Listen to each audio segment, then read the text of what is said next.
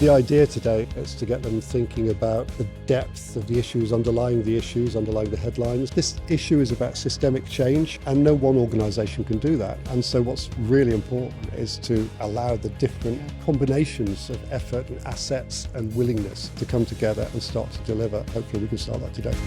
It's great to meet people, have that general chat, but also start to discuss some of the real topics that we need to take forward to tackle the things on biodiversity and the climate change emergency, but also to make sure that we're valuing our resources and using them appropriately. Our priority needs to be continuing to provide safe, wholesome drinking water, but we can't do that on our own. It's hugely important we work with other landowners to get that raw water quality to the best standard we can. Well, I think as individual organisations, we can't do things by ourselves. We've got limited resources, both financially and people. We're looking for land management change, and that means working with farmers and landowners, using the best skills that we've got to make that happen.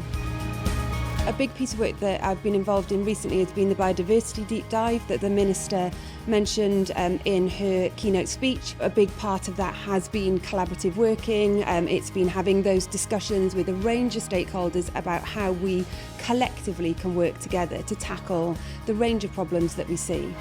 The only way we can deliver really is through partnerships. I think we can move together and we can help one another. So I think there'll be a lot of follow-on conversations that'll take place after the conference, and a lot of value will be created out of that.